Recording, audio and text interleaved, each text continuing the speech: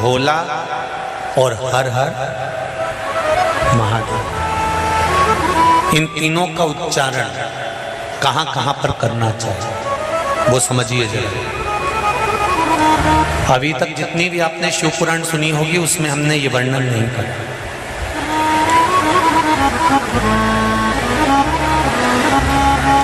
चाहें तो आप पुरानी शिव पुराण यूट्यूब पे डली हुई आप निकाल कर सुनना, उसमें हमने ये वर्णन नहीं करा। पर श्रावण महीने की शिवरात्रि शिव महापुराण की कथा यहाँ चल रही है, उसमें 3 चीजों का वर्णन बड़ा विशेष आया है। महादेव, जम के बोलो पहले महादेव। दूसरा नंबर पर है भोला, जिसको कहते भोला शंकर। तीसरे नंबर पर है हर हर। इन 3 उच्चारण को व्यक्ति को, वैसे तो आप कभी भी महादेव बोलो, हर हर महादेव बोलो, भोला शंकर बोलो, मना नहीं है, पर इन 3 उच्चारणों को कहीं कहीं बहुत जरूरी में ले लेना चाहिए। आप किसी कार्य के लिए आगे बढ़ रहे हो और वो कार्य हो ही नहीं रहा, बहुत प्रयास कर लिया आपने और वो काम हो ही नहीं रहा, अथक प्रयास कर कर थक गए, तब घर से जब निकलो तो एक विचार कर कर निकला, मुख से कहकर निकलना कि आज मैं इस कार्य के लिए जा रहा हूं और मेरे साथ मेरा महादेव जा रहा है। कौन जा रहा है? महादेव जा रहा है। वापिस आओगे, ज्यादा से ज्यादा ये होगा 15 दिन, 20 दिन, 25 दिन, 30 दिन लगेंगे। जो कार्य कर कर आए हो उसका रिजल्ट आपके पक्ष में जरूर आएगा, क्योंकि महादेव को आप साथ लेकर जाते हैं।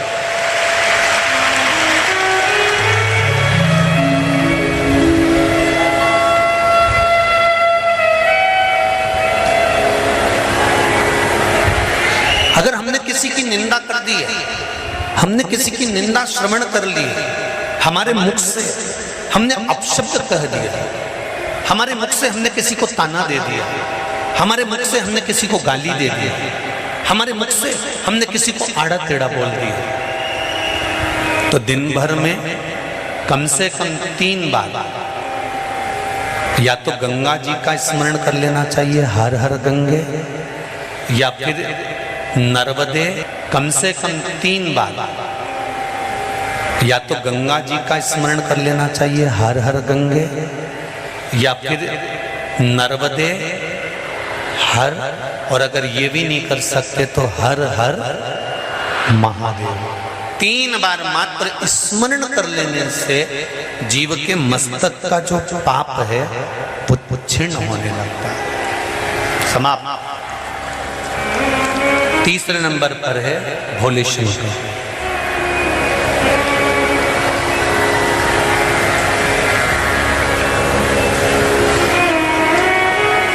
बहुत तेज क्रोध आ रहा,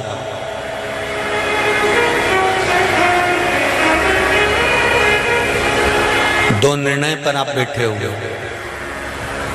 एक मन कर रहा है इस लड़के से शादी करूं कि इस लड़के से शादी करें, इस लड़की से ब्याह करें कि इस लड़की से ब्याह करें, किराने की दुकान डालें कि जनरल स्टोर डालें, इस जगह पर नौकरी करूं कि इस जगह पर नौकरी करूं। उस समय पर जब 2 नाव सामने खड़ी है और एक नाव पर सवार होना है, उस समय पर एक बेलपत्र लेकर, भोले शंकर का नाम लेकर, एक बेलपत्र लेकर, भोले शंकर का नाम लेकर बेलपत्र के पेड़ के नीचे ही रखकर निर्णय ले लिया करो, वो निर्णय तुम्हारा सफल होगा, कभी भी निष्फल नहीं। एक बेलपत्र का बल कितना प्रबल है, स्कंद पुराण भी कहती है कि बेलपत्र का एक पत्ता, मात्र केवल एक बेलपत्र का पत्ता हमारे जीवन में सुख प्रकट कर देता है। कोई उपाय बताया कि तू ये कर ले, और उसने वो करा और उसका काम हो गया, और तुम वो उपाय 4 बार कर चुकी तो तुम्हारा काम नहीं हुआ। कभी कभी होता है ऐसा, ऐसा नहीं है कि नहीं होता। उसका कारण क्या होता है? मन में विश्वास की जागरूकता,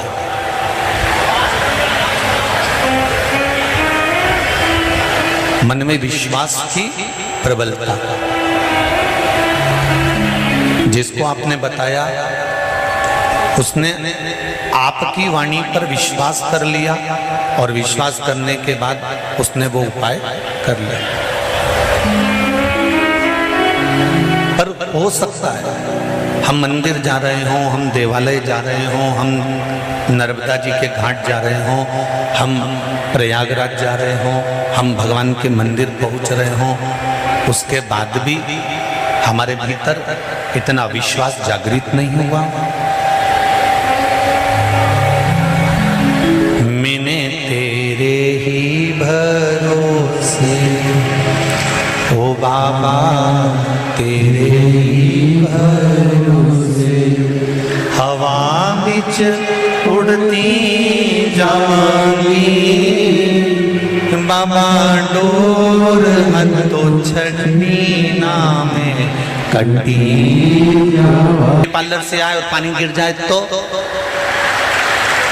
तो जैसी थी वैसी की वैसी हो जाए।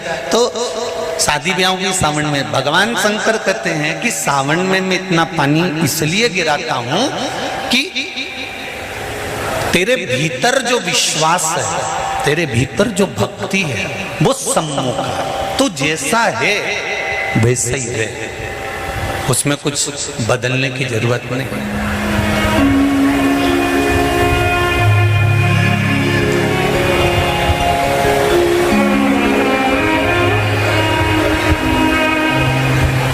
हम बहुत सारा चंदन लगा लें, माला वाला पहन लें और शंकर जी के बहुत बड़े भगत बन के बैठ जाएं तो भगवान शंकर कहते हैं ऐसे भगत बनने से कुछ नहीं होगा।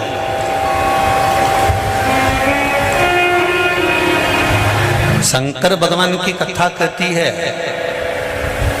तू तेरे घर से निकल कर आ, विश्वास लेकर चल, एक लोटा जल तेरे घर से जब तू लेकर चले तो ये विश्वास लेकर चलना कि मेरे घर की पूरी टेंशन, पूरी चिंता, पूरी समस्या, पूरा दुख मैं बाबा को समर्पित करने के लिए जा रही हूँ, उसका है तो उसको देने के लिए जा रही हूँ। पति कहती है बाबा, हमारे शास्त्र कहते हैं, हमारा धर्म कहता है, हमारे वेद और पुराण कहते हैं, जितने कदम चलकर हम भगवान के मंदिर पहुंचते हैं, जितने कदम चलकर। इस व्यासपीठ से निवेदन करना चाहेंगे कि आप अगर दिल रखकर अपने बाबा से कहोगे ना, तो बाबा पर चढ़ा हुआ जो जल है ना, वो जल साधारण नहीं रहता। मेरा भोलेनाथ जब दुनिया को अमृत देता है तो तुमको भी अमृत दे देता। 2 चीजें कभी मत छोड़ो। अगर मंदिर में गए हो तो 2 चीजें कभी मत छोड़ो। कथा में गए हो तो 2 चीजें कभी मत छोड़ो। एक, कथा श्रवण करना, दूसरा जहां कथा बैठकर सुनते हैं वहां की रज को अपने मस्तक पर लगाना। कथा सुनने के बाद आप यहां से जाओ, भले दरी बिछी है, आसन बिछा है, कारपेट बिछा है, उस पर अपना हाथ फेर कर उस रज को अपने मस्तक पर जरूर लगाओ। क्योंकि शिव पुराण में, भागवत पुराण में, स्कंद पुराण में, कुर्म पुराण में, नर्मदा पुराण में, लिंग पुराण में, नारद पुराण में, ब्रह्म वैवर्त पुराण में, जितनी भी पुराणे हैं सब पुराणों में लिखा है कि जिस स्थान पर बैठकर हम भगवान की कथा को सुनते हैं, उनको याद करते हैं, जितनी देर हम उनको याद करते हैं उतनी देर वो परमात्मा उस स्थान पर बैठा हुआ रहता है। हाथ रखकर बोलना, शंकर भगवान से तुम्हारा रिश्ता कौन सा? शिव जी से आपका कौन सा रिश्ता?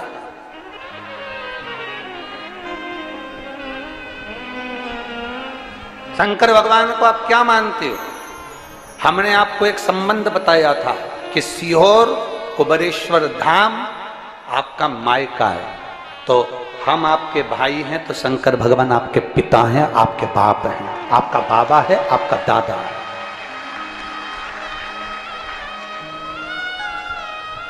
अब आपसे हम प्रश्न करें, उत्तर मेरी कुरुत की बहनें भी देंगी और मेरे जीजा उन भी देंगे और मेरी बेटियां और मेरे बेटे देंगे उत्तर। आपसे प्रश्न करें, अगर बेटी को दुख होगा तो क्या वो अपने बाप से नहीं कहेगी?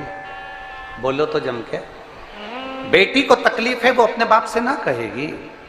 बेटे को तकलीफ है तो वो अपने पिता से, अपनी मां से नहीं कहेगा, मम्मी मुझे ये तकलीफ है, पापा मुझे ये दुख है, माँ मुझे ये तकलीफ है, पिताजी मुझे ये कष्ट है। क्या वो अपने माँ बाप से नहीं कहेंगे? क्या वो अपने माँ बाप से विनय नहीं करेंगे? और माँ, पिता, फिर उसके करीब में, उसके नज़दीक में जो भी होता है वो माँ बाप निकाल कर उसको दे देते हैं, माता पिता उसको दे देते हैं।